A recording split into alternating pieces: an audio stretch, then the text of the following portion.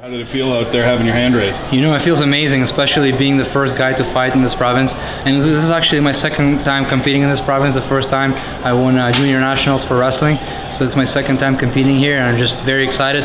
The fans were unbelievably awesome. So I want to thank Saskatchewan and all the Stoonies for cheering me on, and just it feels amazing, you know. Just talk about the performance. Is that pretty much how you're expecting the fight to go, or did he, give any problems where you didn't expect it? You know, I was expecting. I know Dana Jolly, he comes in kind of like, he comes in hard. A lot of he's, first of all, he was undefeated, so he doesn't know how to lose. So I had to kind of bring that heat back to Texas a little bit. I knew it was going to be a wild fight, but he surprised me a little bit. He was a little bit stronger than I thought. That was surprising. So other than that, I was kind of expecting exact same thing. I knew that once we're going to rev so high, I knew that he's going to be the one who's going to be gassed before me. Because, I trained really, really hard. There's no way he was doing the same things I was. Other than that, I'm excited to go back home and work on some things that I felt like I could have done better.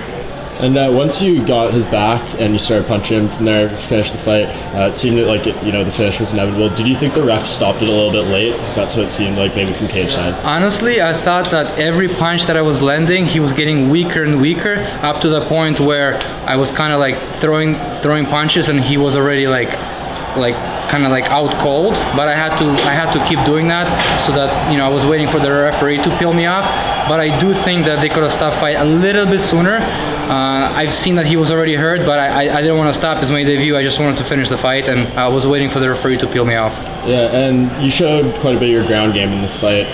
Is that something you think you bring that's different to this weight class? It seems like at the top 10, 15 guys, it's mostly strikers. There's not many, guys that are able to take you down, submit you, those kind of things. Yeah, exactly. So, as a fight starts, I'm going to be looking to kind of like knock them out, and if they take me to the ground, I feel like they can take me to the ground. I know how to get out of there, and once they do take me to the ground, they got to be really, really, really careful, because I have some tricks. I'll try to submit them, and I have power to apply to that. So I feel like I'm gonna bring exciting fights to the fans. I'm not saying I'm like the best or anything. I just like to fight, and I'll fight anybody, and if anything, I'll show amazing fights to any crowd, whatever UFC brings me.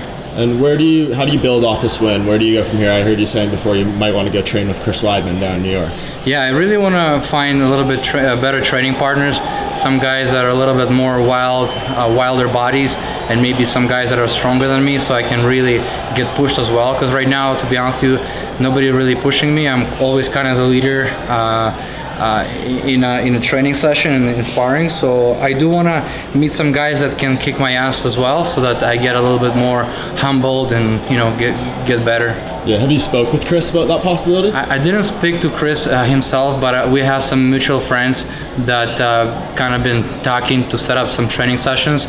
So I'm excited. I'm really excited to meet him, and in my opinion, he's like one of the best that there is. He's amazing boxer. He's amazing wrestler, and he has amazing ground guys.